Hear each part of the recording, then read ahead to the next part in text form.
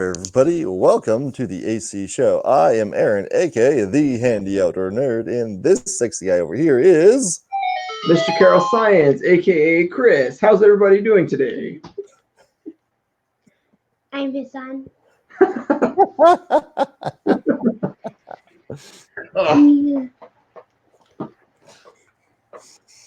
all right. So my little man's a little fussy and tired. So And it's a little bit earlier for this kid, and so even though he needs to go to bed, he is claiming he's still hungry, even after eating a burrito and now a Rice Krispie treat. So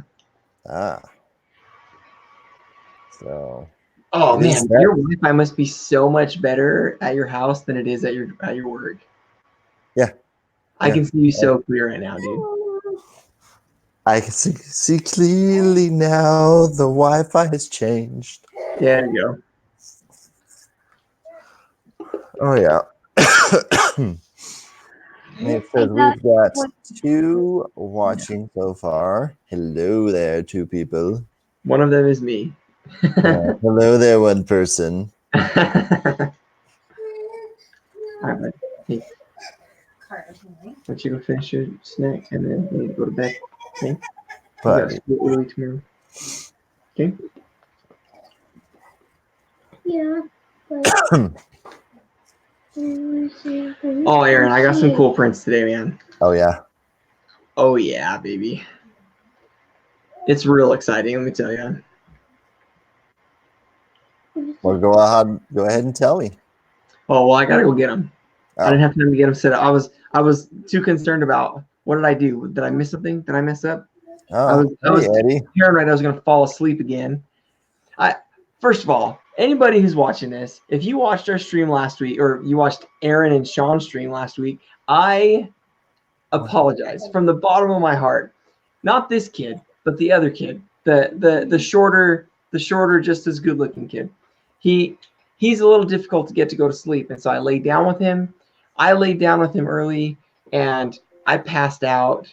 It was like 9 o'clock my time, and we streamed like 11 o'clock my time, and so Aaron was calling me, and he was texting me, and he was messaging me, and my wife was trying to wake me up, and she was trying to get me to go do the stream and everything. She said it was like kind of wake death. So I apologize that I missed last week's stream. I blame my kid, but really it's just my fault. I've been working myself extra hours. My robotics team has been doing some really fun, crazy, awesome stuff, and it's just left me exhausted. So I apologize for not being on the stream last week. It'll never happen again. Scout's honor.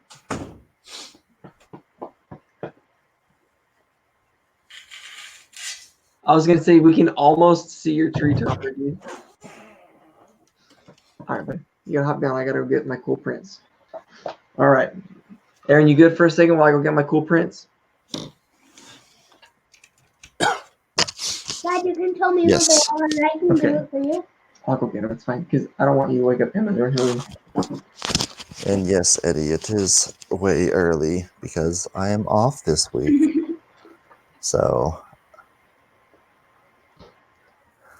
I've not had to work. So I was able to start early. Actually, I just got back from Springfield, dropped off my truck. My friend's truck, he has issues with it, and he's got to go do some stuff with Holland, so I let him borrow mine. And he's got to leave tomorrow after he gets off work, so I let him borrow mine.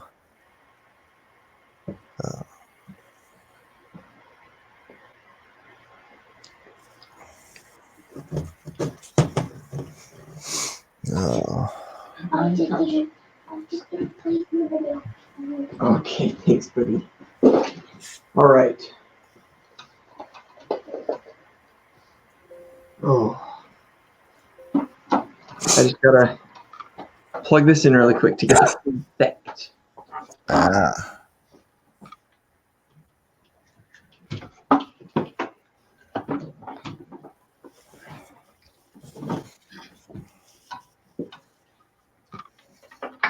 I can see clearly now. The Wi-Fi's changed. Now you got that song stuck in my head.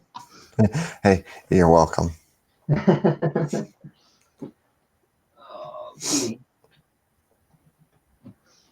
All right, I got one, and then the other one is prepped. Oof. That is a distinct sound.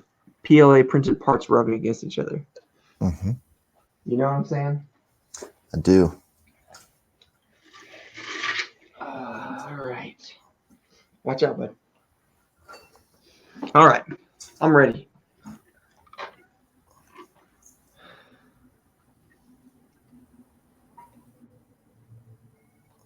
You ready? Yes. Are you tweeting this out? Did you tweet this out? I'm tweeting it out right now. Oh, okay. I see. I'm just paranoid because I feel so bad about missing the stream last week. I'm like stressing myself out for no reason. So yeah, so first cool print for me is this star tree topper that I printed. Nice. Pretty sweet. This one's actually really cool because the model has tree supports built into it. So you can't lean on the table. Sit on the couch right there. Sit next to me. Yeah, but then the people can't see me. I know, but you're supposed to be going to bed anyways. Yeah, So it actually has tree supports built into it, which is really cool. And then on the inside of the print, it has tree supports as well. But I can't reach into like pull them out, so they're still stuck in there. But it's cool because it has the supports already built in for these little points. Because how are you gonna point? How are you gonna print that without supports? So that's my first one. You could put some BBs in there and then shake it up. Oh, that's true. I could probably reach in with like some tweezers or something too and get it in there, or just put this. I think they're loose enough that I could stick like a shish kebab skewer or whatever, and just kind of pop it out. So the next one is, you guys remember this bad boy from a couple weeks ago? I had printed this owl lamp. Well, the light kit for it just came in. I pulled this out of my mailbox seriously like a half an hour ago, and so I wanted to show off that it's got a touch button on it. So when I touch the button, it lights up. It's very, very cool. And it just shut off all of a sudden for no reason. Ooh, that's a bad sign. What the heck? There it goes. Boom. So that's pretty cool. And then, whoa, careful, dude. My other one is in the same vein. Another lamp that I showed off a couple weeks ago. Hi. Okay, watch out, bud. Another lamp that I showed off a couple weeks ago was my lithophanes, and I finally printed the frame for it, although it doesn't quite match up. See, all right, I need your opinion on this, Aaron, because I'm not sure what to do. So I designed this to fit 5mm thick lithophanes, and then I printed 6mm thick lithophanes. So I went back and redesigned it to fit 6mm thick lithophanes. So the question is, because I tried this, do I run the edges through a table saw so that they fit in here better and it'll just pop out 1mm on the inside? So run it through lengthwise to just shave off just a little bit on these edges. Or do I reprint these as 5mm lithophanes?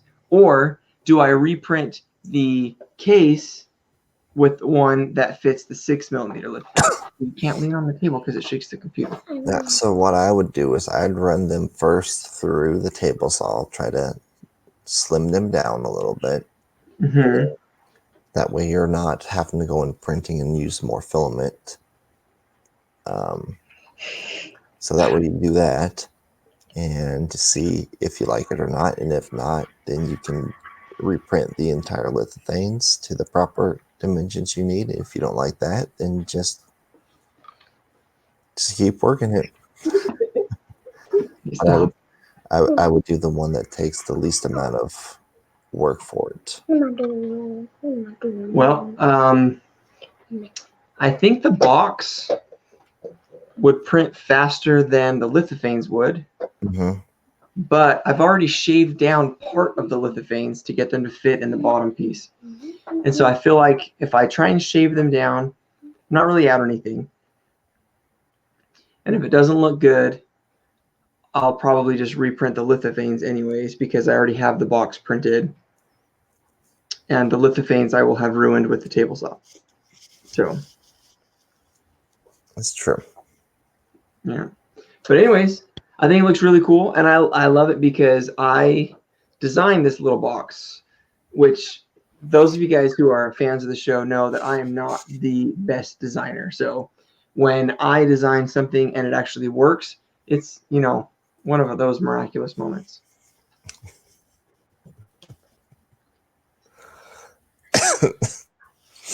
All right, so I got my tree back behind me. We've not had a tree topper on it since we've been married. You've so, not ever had a tree topper on your Christmas tree since you've been married? Yeah. Wow. Yeah, so almost 10 years. Wow. So I went on Thingiverse, and I will put it in the description and below the actual file. But this is my tree topper. I'm going to have a video coming out this weekend about it. I printed it in Ziltac, 4 parameters, 0% infill, and it took around 24 hours for it to print. Well, layer height. 0.2. 0.2. Yep. And it still took 24 hours to print, man. Yeah. Slow, but it looks good though. It looks so good.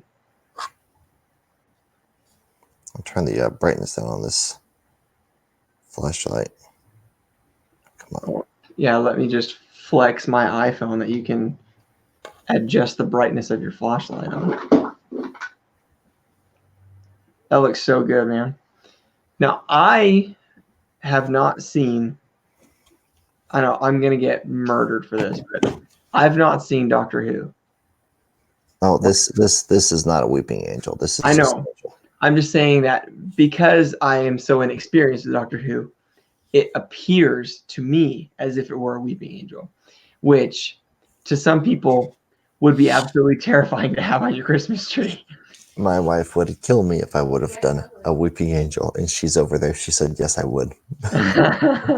Because, so back, I wanted to get a weeping angel topper, and she said, no.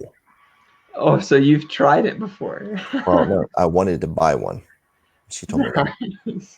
And I wanted to buy a weeping angel, like bobblehead and stuff. She said, no. I have a weeping angel bobblehead because it was given to me from my friend Cody as a gift. And that's the Nice. only way I have it. Which actually, so I got on here a little late and sent you everything else a little late because I was down in Springfield. I had just gotten back. My friend Cody, his truck is pretty much crapped out on him.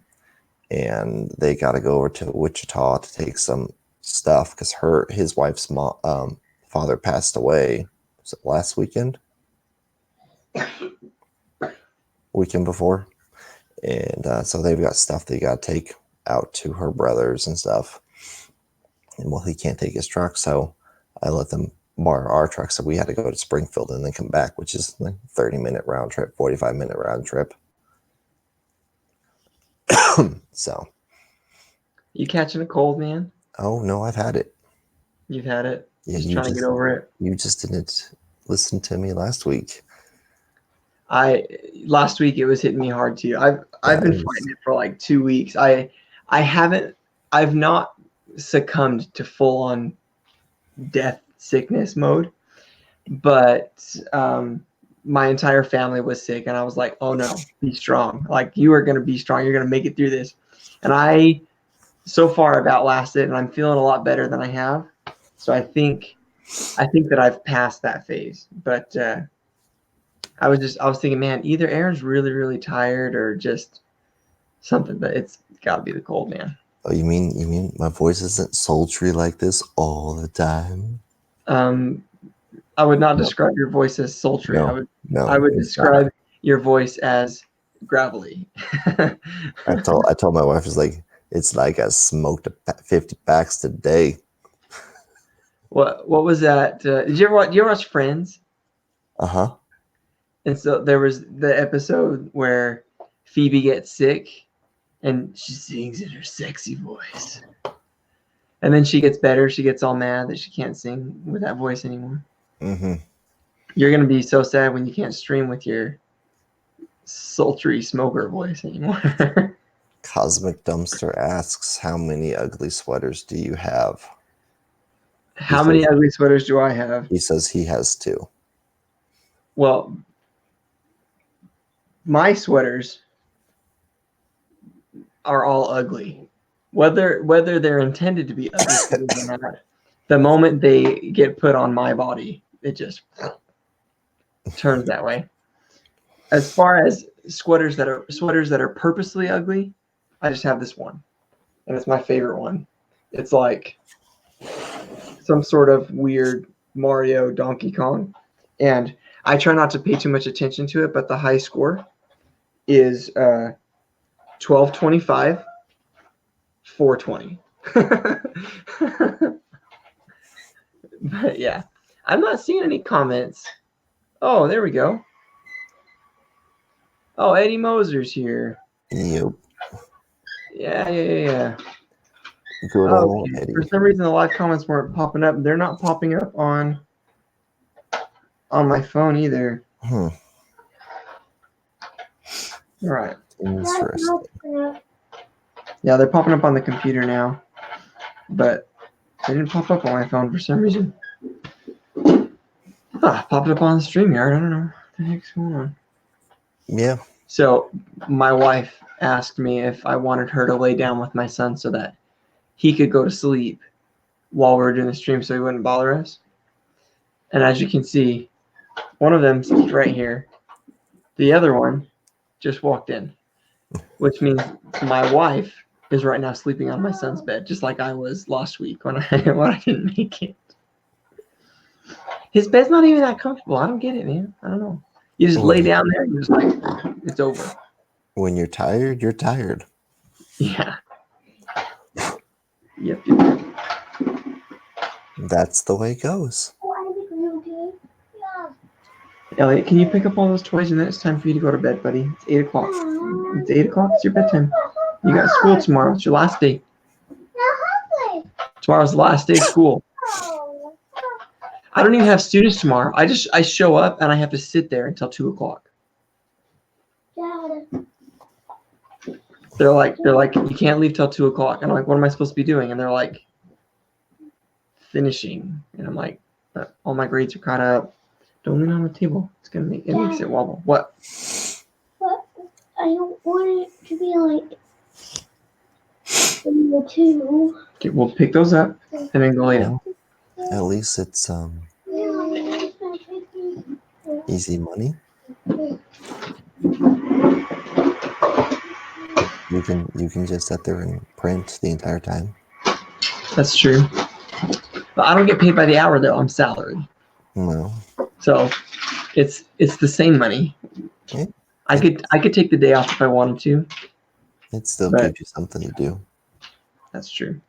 I figure I'll just work on some lesson plans. So here, a town, Bolivar, where I used to, we've had snow and ice. So they're supposed to do finals. They had, was it 3 or 4 days this week that they did not have school because of the weather. So it screwed them on finals. They will do finals when they come back from Christmas break. So let me just tell you, Arizona, it's a different beast, man. And where I live, it's even crazier because it can get up to 120 degrees in the summertime and it can get down to 0 in the wintertime. And so it's like I got both ends of the spectrum. So right now, I don't know, I think the high outside is like 58 or something like that. And so it's It's not 30. bad. It's 38 here. 38 is the high, or 38 is what it is right now. Is what it is right now. Let's see here.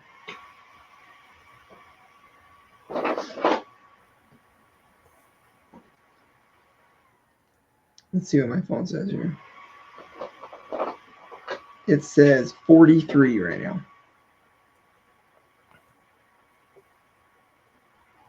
So that's not bad. That's not bad. So I've got a bone to pick with people in the 3D printing groups that post things that aren't even what they're supposed to be. All right, They let's say. 3D printing group. Are you ready for this? Oh, I'm ready. All right.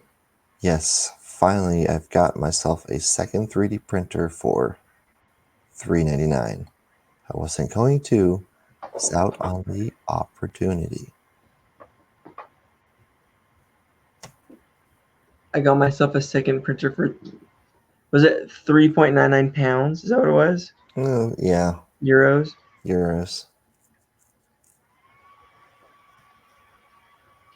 That's not a 3D printer. That is an injection mold. Is that like one of those crayon things? Something like that. But yeah, it's an injection mold.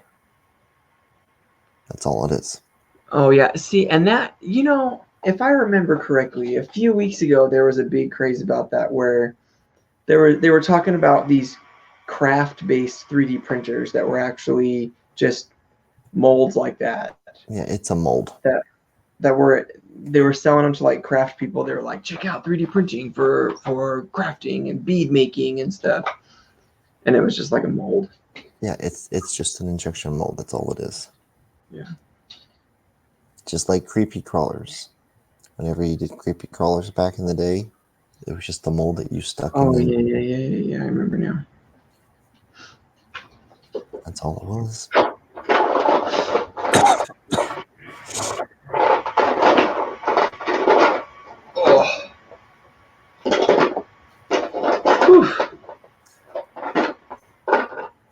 Got a couple things to show you that I think is really cool though.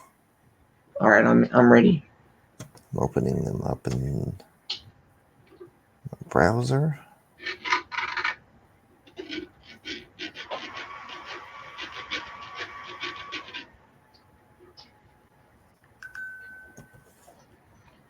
Hey, so what are you thinking about for Christmas, man? Are you wanting to just take a week off of this, or last year we did like a crazy Christmas Day live stream kind of thing?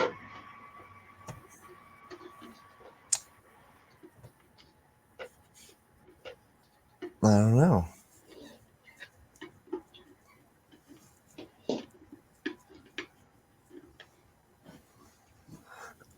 Can't beat Shrinky Dinks. I remember Shrinky Dinks. I never had it because I was poor, although I never knew that I was poor. And I think that's a sign of a good childhood. You want to grow up poor so you don't get spoiled, but at the same time, you don't want to ever know that you're poor. That's good. I like Eddie's. Who is still in that Facebook group? I'm pretty sure Aaron is. Aaron is, Eddie. Apparently I am.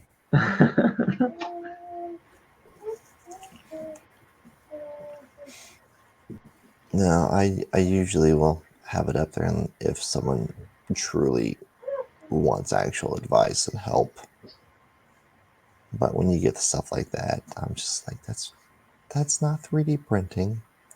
And at times I'll sit there and go, okay, well, I'm gonna type this up. I'm just like, no, I'm just gonna keep my foot out of that water. Just hide in the shadows, right? Yeah. But then you get people like commenting that that's not a 3D printer, that's an injection molder. I'm like, what he said. I don't want to say it. All right. So, first things first, it's on Thingiverse. It It's an IoT Gmail box. What is that? So whenever you actually get mail,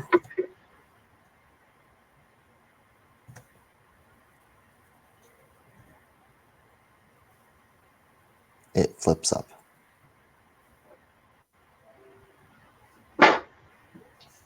I see. But it's a Gmail box. When you get an email, it pops up. Mm-hmm. So you would like mount this on your computer or somewhere visible, and then when you see the little flap go up, then you're like, oh, hey, I got mail. Pretty much. And Which is cool, except for the fact that that's not how a real mailbox works. Like, if you flip the flag up, that means that you are trying to send mail, right? well, it means that there's mail in the mailbox. That's cool, though. It Yeah. looks pretty sick. It's pretty cool.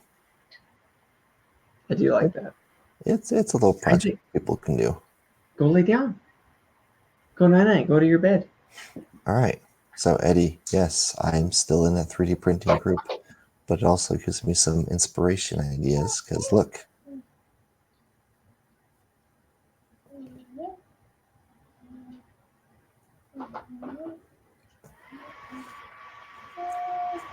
Is that a scanner? yes,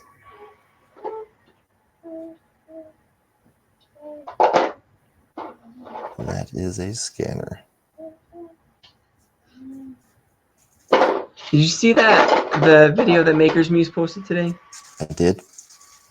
I only got to watch the first like maybe 2 or 3 minutes of it, but I think it's kind of interesting the way that he's kind of put it out there. Yeah, And agree. I mean I kind of tend to agree with him. He thinks that SLA resin printers are gonna put mini model making businesses out of business. I mean, They could. They to an extent, I guess. But I mean, but when you're talking about like the legit minis, though, aren't they made out of like pewter and stuff? Like, I don't you're know. not going to do that on a resin printer. Well, if you look at the comparison to the quality of the one that he was comparing it to,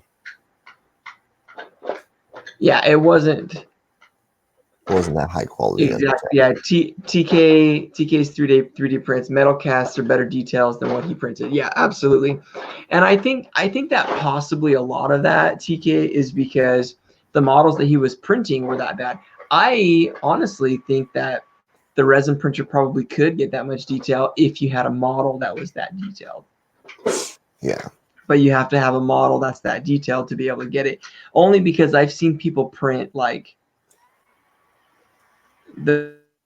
I've seen people print like little teeny tiny like baby Yodas. Have you guys seen like I've seen people post like baby Yodas next to like a nickel or something like that to show how small they are. Yeah. So check out this 3D printed linear mechanism. What is it? A linear mechanism. It's like a little actuator. Oh yeah, okay, I see it. I figured that'd be something you would like for your battle bots. That's cool. I like it. That's I like those are the right size motor, I think. And this is another little scanner. So see, I think those are cool, but I don't know. I guess I'd have to have a better camera or something to be able to scan it with.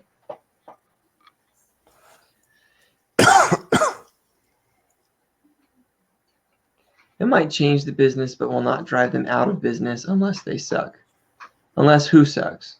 The minis that they make suck, or the companies that make the minis suck. Unless they suck at business. Yeah, I mean, I think I agree with Angus that to a certain extent it's going to change things, especially when you have printers like the Elegoo Mars that for a while was selling at what, like sub $200. You know, when you can spend that little money on a printer, I think there's a chance something like that could affect their businesses to a certain extent. But at the same time, like, I don't know. This is just me, like, because I'm lazy, but I'm also super cheap. When I go to the dollar store and I see that I can get like a 30 or a 40 pack of like little Army Man for $1, and it's like, I mean, I would be perfectly content playing D&D with a freaking Army Man. I don't know. It's just me though. When I'm trying to find a horde of goblins or whatever, and I got these little green Army Man, I'm like, it seems like it works pretty good for me. Yeah, no, I completely understand.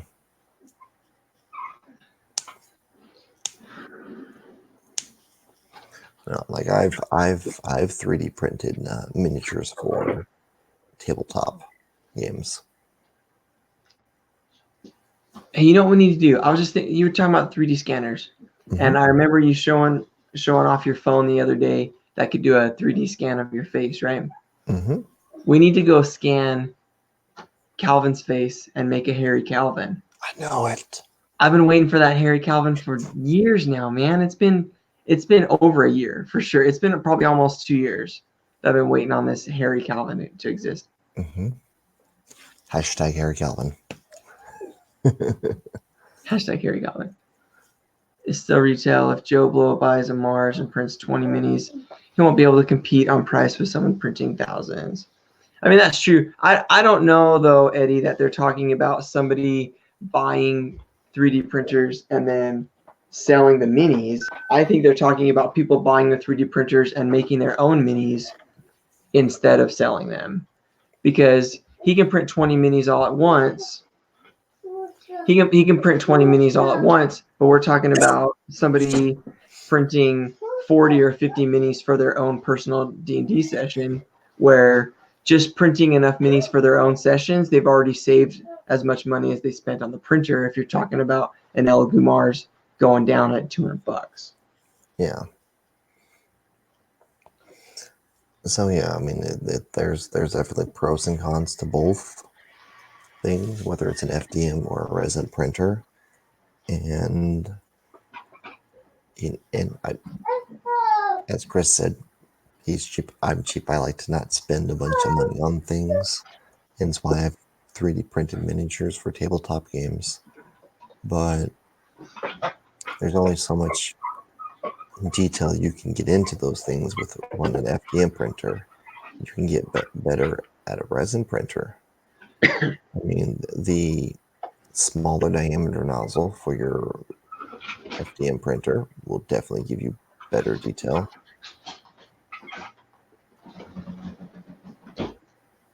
Right.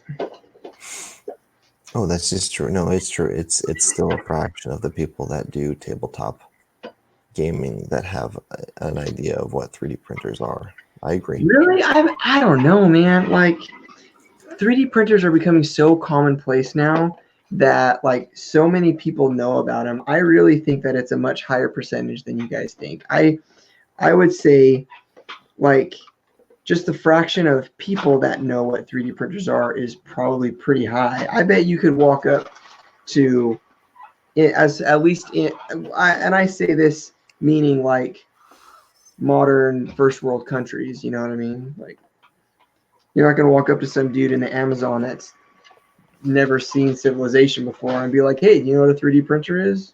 But I don't know. I feel like there's probably tons and tons of people that know what 3D printers are. I mean, every one of my students knows what 3D printers are. Well, you know, you go to students. but anymore you go to any public school, and pretty much any public school has a 3D printer at their disposal. You know, I think that it would be naive of us to assume that people don't know what 3D printers are, because I really think that a lot more people know than we give them credit for. as far as the people that own them or have the patience to use them, that's a different story. But people that know what they are, I think there's a huge percentage. And the thing is, like, if you get someone out there trying to 3D print a miniature on like an FDM printer, they go, okay, well, I'm gonna do this and sell this. They've never used a printer before.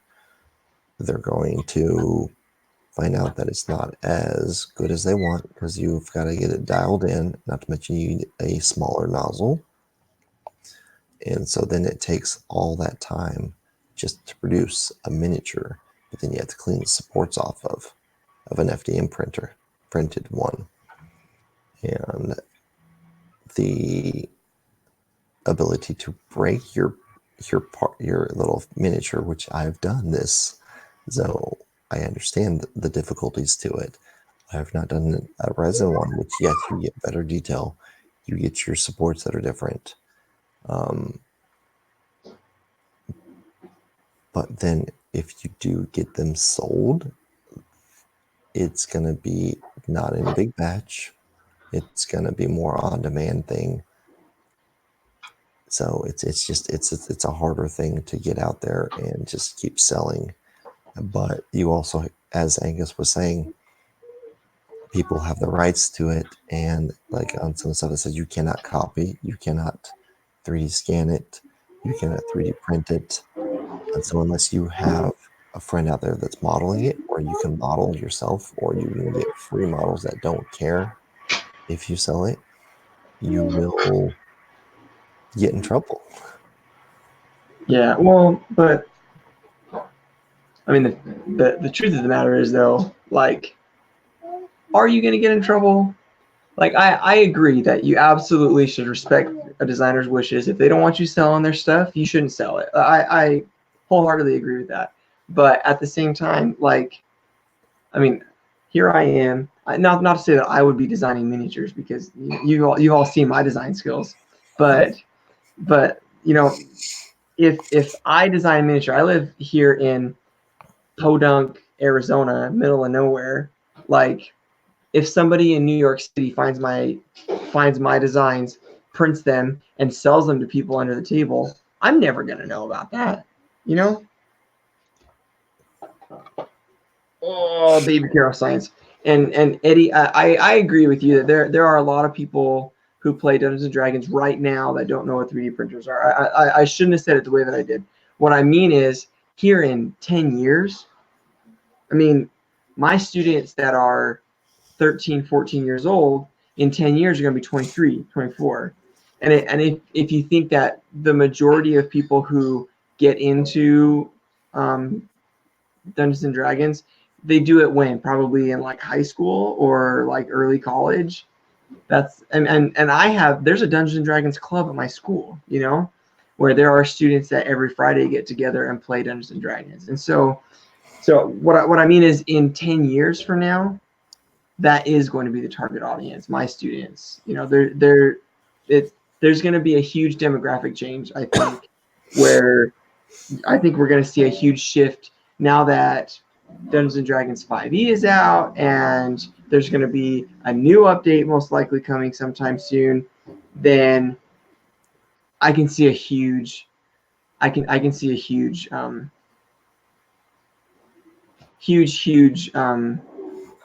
update.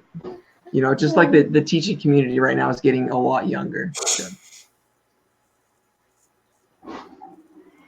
Oh yeah, the youth of today. Some may call them smarter. Some may call them lazy. But yeah, doing anything by hand is definitely going to be a struggle, man. I wholeheartedly agree. And I can hand pick them too. When I see them in my class, I've got that ability that I can just be like, you are going to be president. You may be a drug dealer. Of course, I always encourage them to be the best that they can be. But I can see the ones that are going to be able to put in a hard day's work, and the ones that are going to try to find the easy way out. Mm-hmm. But there's always that select few that will be like that. So Yeah. Yeah.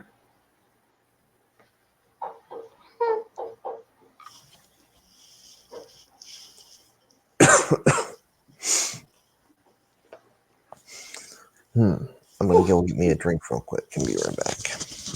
You got it. Well, yeah, so I wholeheartedly agree with that, man. Yeah, it's really sad. I really do my best to encourage them to be the best that they can be, and it's really really hard. As Eddie says, as a teacher, you deal with enough to profile. I try really really hard. I try and encourage students to be the best that they can, and I'm always looking for improvement. But there is in our education system right now, there's a demographic of students that are just really really difficult to reach. It's it's I want to be the best drug dealer I can be.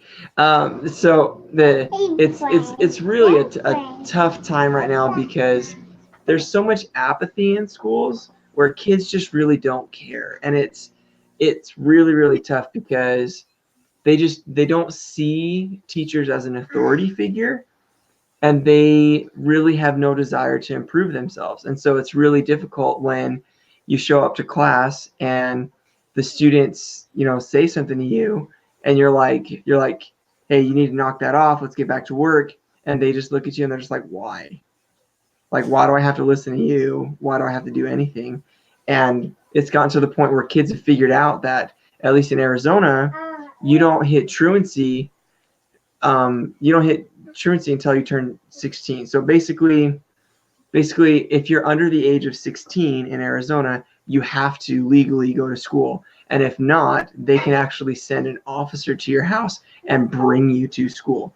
So the kids have figured out they only legally have to go to school till they're 16. And so they're just like, I think that I'm just going to wait till I'm 16 and then just drop out. And why do I need to be here at all? My daughter's way smarter than I was at her age. Oh, yeah, my kids, man, they're geniuses. They remind me a lot of myself because I felt like I was a pretty smart kid. But, my son, his first day of kindergarten, they handed him a list of sight words, and they say, by the end of the school year, you'll be able to read all of these words. Isn't that exciting? And so he comes home, and I said, Elliot, let's do a test. Let's see how many of these words you can read. And I was thinking he was going to get, a couple lists, like a couple. I thought he's pretty smart. He might get, a quarter of them even. He's a pretty smart kid. And he hit every single one except for two. And I don't remember what the other word was that he missed, but one word that he missed was school, because he had just watched the movie Megamind. And if you guys have ever seen the movie Megamind, he talks about a place that they let him go when he was on good behavior called shul. And so Elliot missed school because he kept calling it shul, because that's what it shows in Megamind. Well, Eddie, I don't really want to get into that whole scenario of it. I think that the intention is to try and help get kids through school, help to have a more educated future. I don't necessarily agree with the way that it's gone about. And honestly, talking about truancy and sending an officer, it doesn't happen that often. In fact, in the 6 years that I've been teaching, I can remember one time having to send a truancy officer to someone's house, but mostly it was just to check on their well-being because they weren't coming to school, and we suspected that there was some sort of dangerous situation going on at their house. And so we purposely sent a truancy officer over there to check on the well-being of the child, not to drag their butt to school because they were lazy. So it's not something that happens that often. It's not like a common thing. It's not, we're not living in Nazi Germany over here where there's 800 kids not going to school and we're like, get your butts to school or else you're going to jail. It's none of that. But yeah, I can see from the way I described it, it doesn't sound great, does it?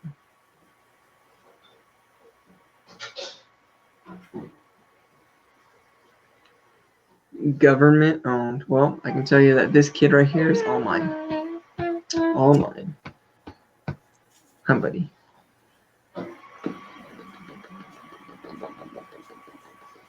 You are supposed to be asleep right now. How come you're not, huh? Yeah. Hey, Aaron is back.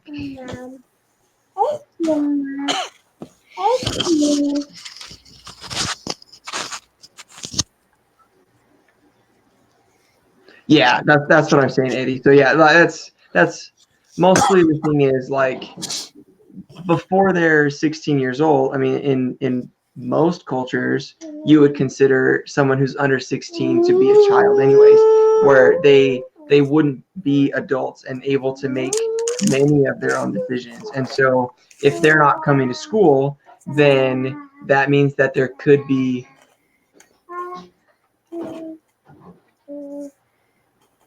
Oh, kids are not governmental. I see. Okay. So if a kid's not coming to school, a lot of times that's because for some reason they're out of control at home. If you as a parent are not able to control your child enough just to get them to go to school, then that could be a sign that there's neglect or something going on in the home, and that's I think more the reason. That's the only reason that I can remember we've ever sent out a truancy officer to go fetch a kid is because we were just concerned. And a lot of times, like, because I live in a low income area, you know, my school qualifies for Title I and Title III or whatever. That just means that we have a lot of low income families, and I know that there are kids that when they come to school and they get a free lunch in the cafeteria, that might be the only meal they get that day. And so we pay really close attention to that. And if there's a student that we know lives in an impoverished situation and they're not coming to school, then it's something that we have huge concerns with. And so we'll send someone to check them out. Hey, you guys doing okay? What can we do to help get them to school? Because if you are living in a tough life like that, I mean, to me, going to school, at least, you know, you get a meal, you get some form of education, and it helps to set you up for some form of success. If you're ever going to crawl out of that pit that you're in, I mean, you need some form of education. Homeschooling is fine if it's done right.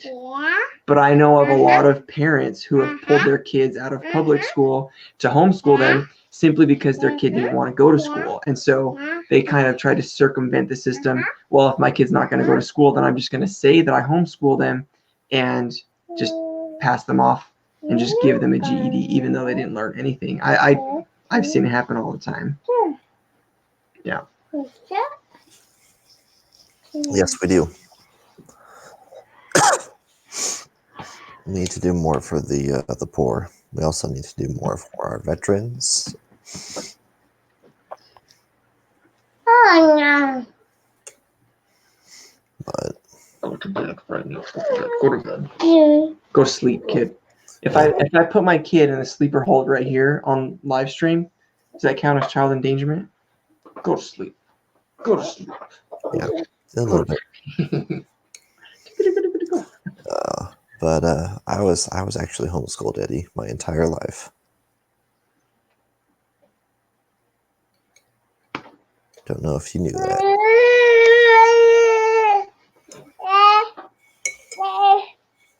Yeah, Eddie was just telling me that he homeschools his daughter. I pay for basically private online school. Yeah, so that's a lot of people that do homeschool do that. They pay for a service that their kid goes online and is basically going to school online. I don't know that I would consider that true homeschool, but yeah, it's the same thing.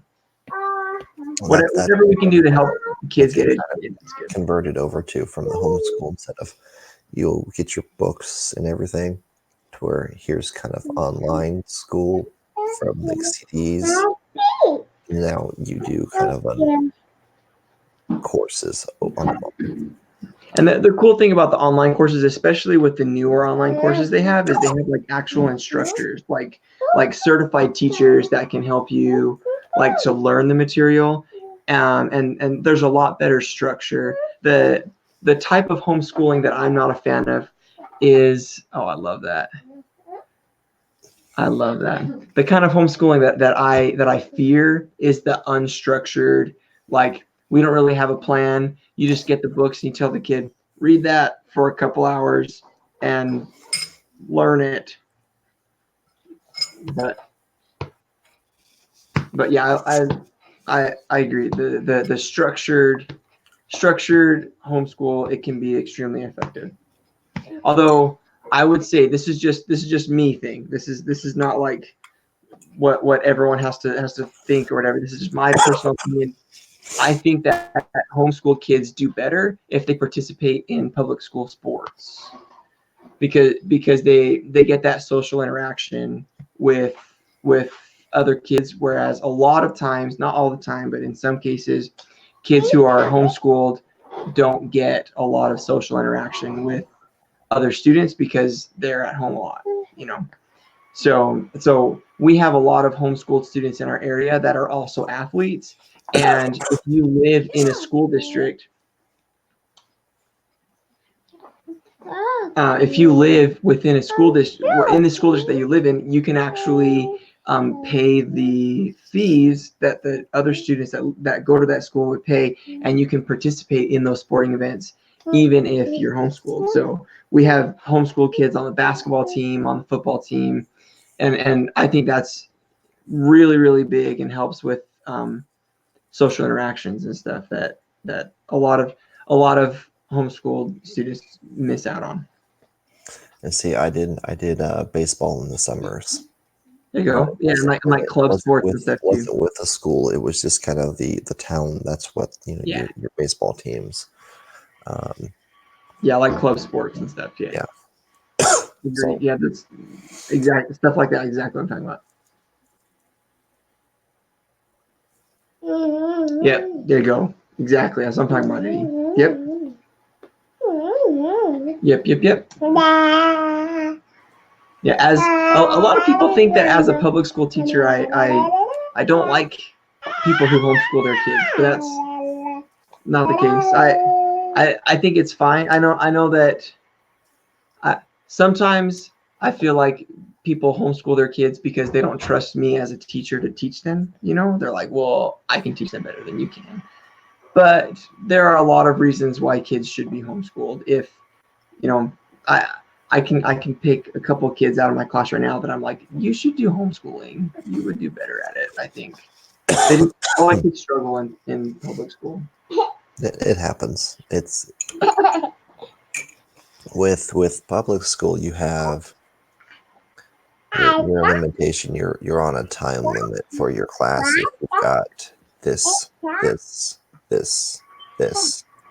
With homeschool, you're like, here, it's your time limit to get all your stuff done. Right. So some kids do better without as strict a structure.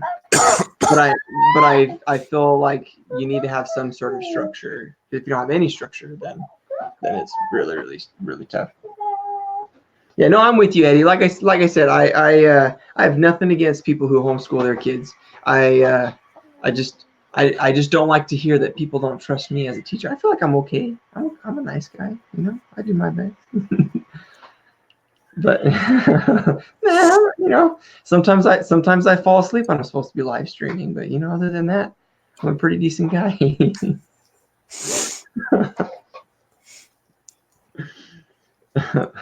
Oh, that's funny. Isaac, go to bed. Go lay down. He wanders around the room and he lays down on the floor, and he'll just lay there on the floor for like 2 or 3 minutes. And I'm like, he's going to sleep. And then he'll shake himself awake and he'll get up and go do something else. He just laid his head down on his toy car. I was like, using it like a pillow.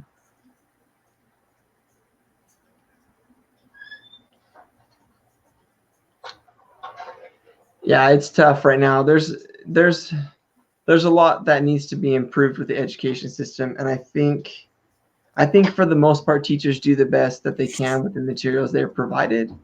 I'm really lucky because I teach robotics now. I've taught science for the last 5 years, and so this year getting to teach robotics, it's great because I'm given a lot of materials. I'm given, 42 robot kits, and I'm given a 20 almost brand new laptops, and I'm given 15 Chromebooks, and I'm able to go to trainings that I need to go to and stuff like that. And so it's for a lot of other teachers that don't have the materials and access to stuff like I do, it can be really difficult to be. Yeah, nowadays, Eddie, it's really hard to find a safe school to send kids to. And that's another reason why I'm so lucky. I mean, I live in a small, tiny little town where 95% of the population is hugely religious, and not that everyone is super nice, but I can tell you that as far as danger goes, there's just not that much danger in my school. It's really, really a safe school, even if the kids can be jerks sometimes. But that's going to be anywhere you look. That's anywhere. Yeah, that's anywhere. But yeah, I mean, I live in a small town, so yeah. And that's the other thing too. You live in a small town, your school's not going to have that much money, but you live in a small town, it's going to be a lot safer. There's the trade-off. You should move to a city that's like 30 minutes away from Houston. Some little suburb.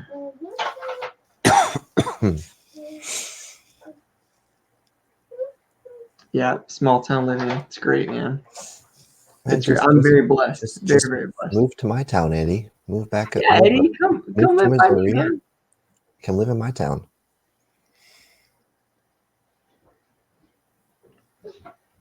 I'm telling you, Eddie, that you probably can't make the money that you make living here, but it'd be fun. We could be homies. There's a couple of houses nearby. Housing's cheap in Arizona, man. You can get a 3-bedroom home that's pretty decent for like $100,000. Not bad. Not bad. One of these days I gotta come out and visit you, Aaron. I just do. I've been really hankering. I wanna go out there. There's so how close are you to? I'll look it up on a map. I don't want to seem like an idiot. I'm a teacher and I don't know geography very well, so I don't want to. How close am I to what? Don't worry about it. I don't want to sound stupid, so we're gonna just move on.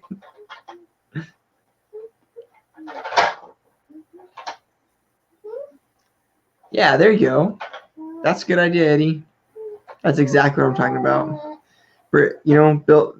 Build a house, buy a house that's an hour away from the city. That's like perfect because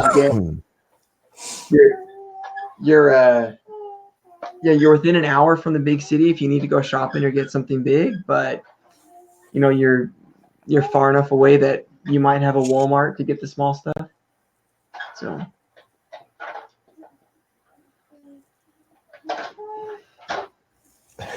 I was not gonna say Kansas City. No.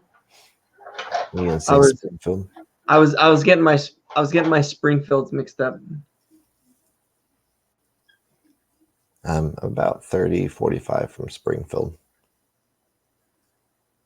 Yeah, but I wasn't gonna say Springfield, Missouri. I was gonna say Illinois. Yeah. I'm a little farther from that one. Yeah.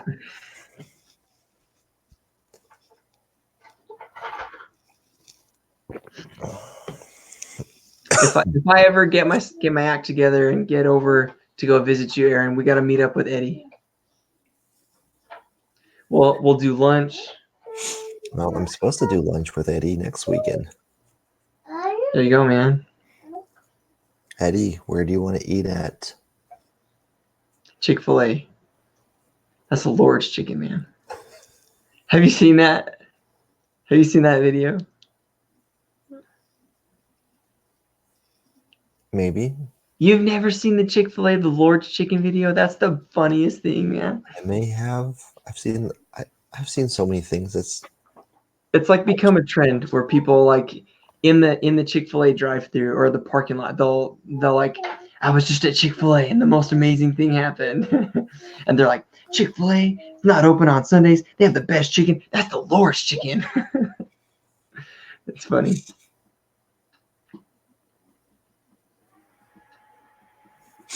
Eddie says, I'll take Springfield, Missouri over Illinois. I've never been there. So do you know where Independence is? How far away from Independence are you? Well, Independence is up by KC, so a couple hours. A couple hours. So so my church has a bunch of church history sites over in that neck of the woods, over by Independence, Missouri, Nauvoo, Illinois. And so I actually went there a few times. Oh, Chicago style pizza. Dang, that sounds good. I actually went on a tour that took me around all these cool church history sites and stuff. But I went when I was like 14 or something. So that's been more than half my life ago. Let that realization sink in. But I'd like to go back there, and so maybe I can just convince my wife to go on a church history tour, and we'll just stop at your house. Yeah, Eddie, Lee Summit and Independence were just like right there. Oh, Lee Summit, butted up to Eddie, I'm from around there. I'm from originally south of Harrisonville, about 30 minutes. A little town called Adrian. That's where I'm from originally. Nice.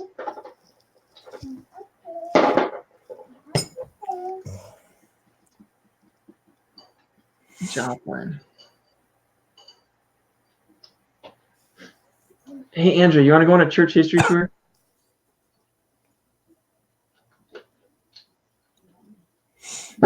My wife literally just rolled her eyes at me and said, money.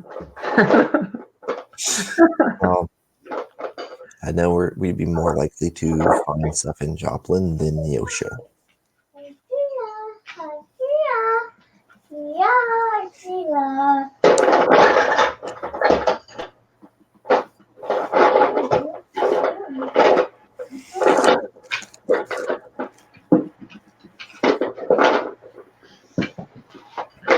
All right, let's see here. What else was on the agenda for this stream? I remember there was a couple things here.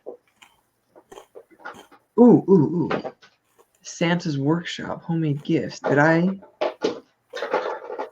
even get a chance to home make some gifts? Well, I showed off my cool prints. Those lamps are gonna be homemade. Oh, my wife already wrapped them and put them under the tree. She was making some homemade Levi blankets to give to my niece and nephew. And then Christmas traditions. You got any cool Christmas traditions, Aaron? So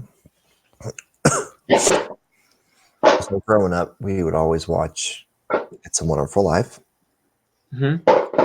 So we do that now, me and my wife, but we also open up one gift Christmas Eve.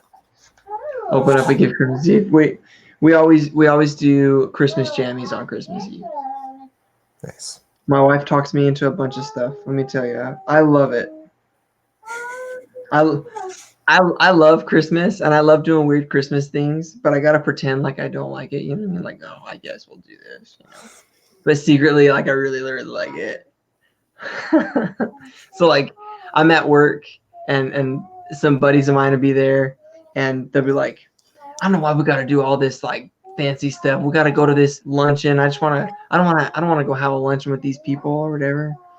And then I'm just like, yeah, but just trying to fit in, I guess. And really, I get there and I'm like, this is the best. Yeah, I'll definitely have to try that seafood place if I'm ever back up there. Bass Pro Shop. I imagine it's probably different at different Bass Pro Shops. Like I've been to Bass Pro Shop like in Phoenix and stuff, but I imagine going to a place that there might be actually water closer than like 30 hours away. It probably is better. I'm not big on seafood though. I mean, seafood, I eat it, right? I like But seafood. but I'm not big on fish. And I think it's partly because I live in Arizona where there are no fish. So anything that I eat, I'm like, But see that cow that's right there? I can get beef from that cow. Just take a sliver. Oh, Isaac. Earthquake. Jack. What do you want? What do you want? What do you want? Go to sleep. You hear me? Go to sleep. Let's see. Christmas traditions. So I heard about some cool Christmas traditions. Have you guys heard of a Christmas? All right. Have you heard of a Christmas freeze out? So here's what you do. All right. So you take your family out to go look at Christmas lights. All right. And while you're going to look at Christmas lights, you stop at Dairy Queen and you all get ice cream. And then you roll down the windows and crank the AC to the max and you drive around in the freezing cold eating ice cream looking at Christmas lights. See, to people who live somewhere where it actually gets cold, that seems like a really dumb idea. But for people that live in Arizona, it's like funny, especially for the little kids that cry.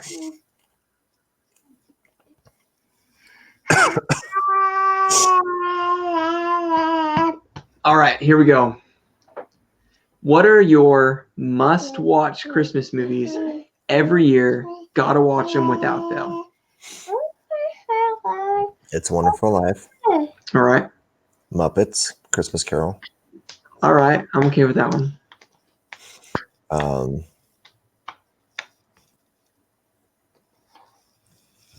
Sweetie, must watch Christmas movies. Christmas Vacation. I've never seen Christmas Vacation. Santa Claus. Elf. The Santa Claus. Elf is good.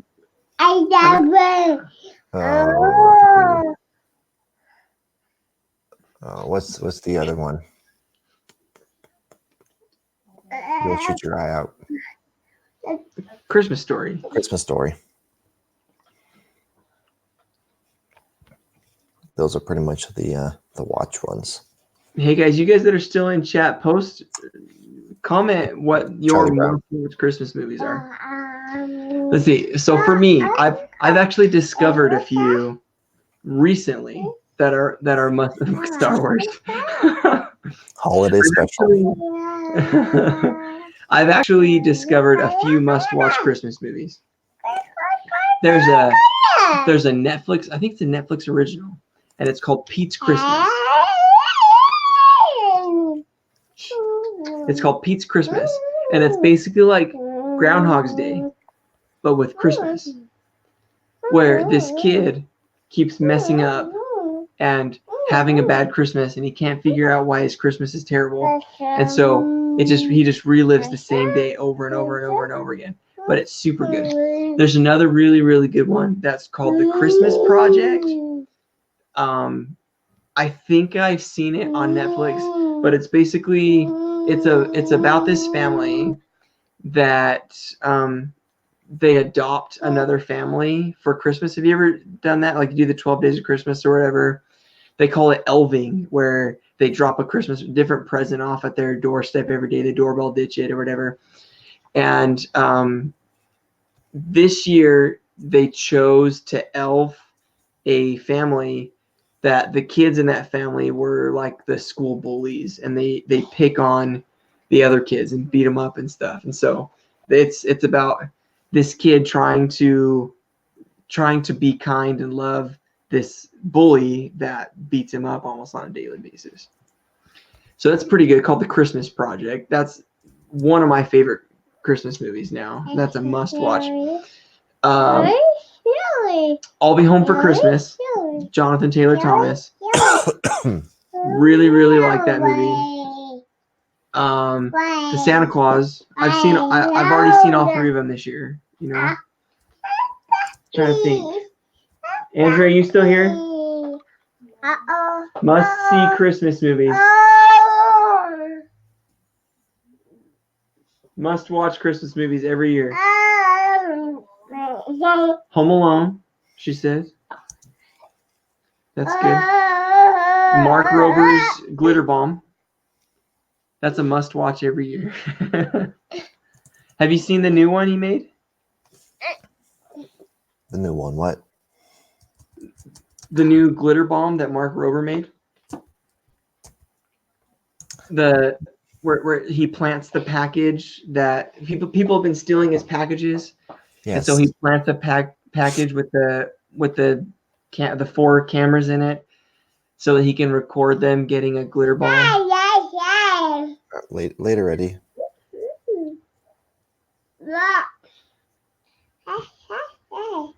All right, Eddie. We'll see you later, man. Good talk. Go to bed. Oh, and Home Alone. Home Alone. Hey, so my students told me something. Can anybody confirm this? My students told me that they were making a new Home Alone. That's Macaulay Culkin, like, as an adult. Have you heard of this? My students told me this morning, and I quote, "My parents said I can't watch it because he says the F word." I heard rumors about it. Which, knowing Macaulay Culkin, that could be true.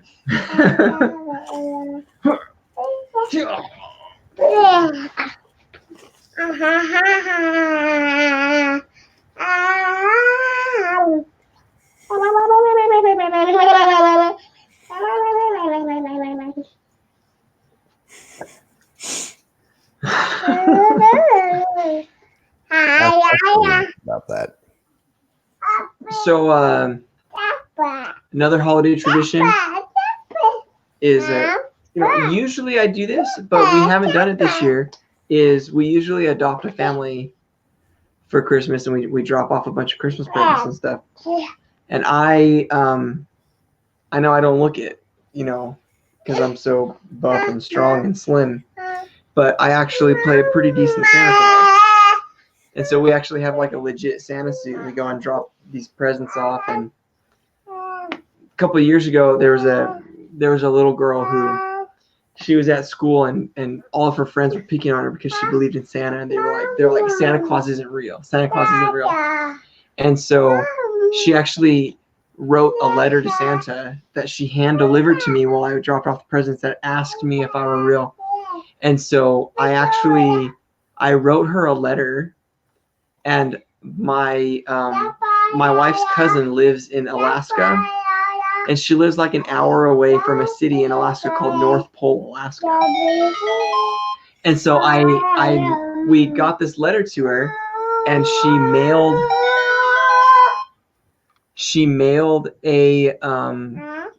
my letter to this little girl from the North Pole.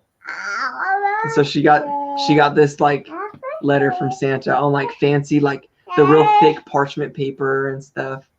So it was pretty sweet. That's pretty cool. She's like, I'm never gonna doubt Santa ever again. It was really fun. That's cute.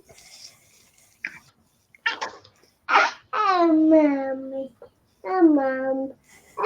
Okay, go get mom. Go get mom. You're good. Go get mom. You can go get mom. Except he calls me mom. There's a possibility he's gonna come back. So any other traditions you guys do? Well, we usually have some sort of a Christmas party. Where we do like a white elephant gift exchange. And it was a lot of fun.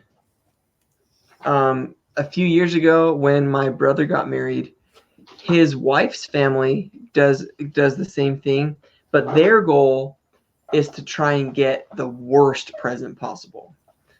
And so it got to the point where like everybody was trying to get the best presents for everybody else, and then my brother would show up with like a dead fish or like something crazy, and we'd just be like, I don't know that I want that present. Whereas when he'd go to these parties with his wife's family, they'd be like, I want the dead fish, because everyone wanted the worst present. And so, what do you want, dude? Where's your passy? Drop it. Here's a plug. Put that in there.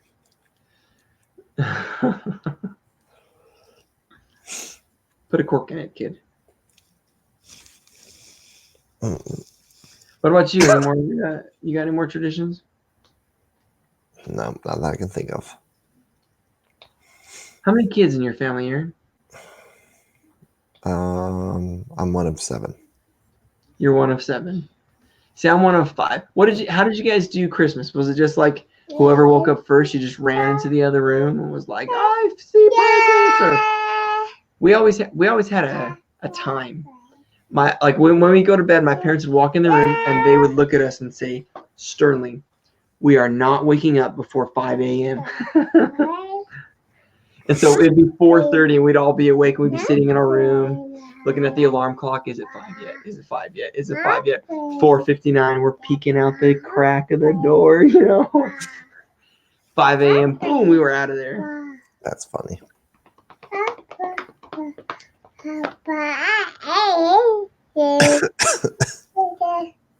Is that so? Yeah. So I was telling you about his Christmas tradition, which is to sleep and poop. Yeah. He's done that the last 2 years in a row. So, Good job. right. This is his third. This is his third Christmas. Yeah. Chocolate? There's another Christmas tradition. Chocolate.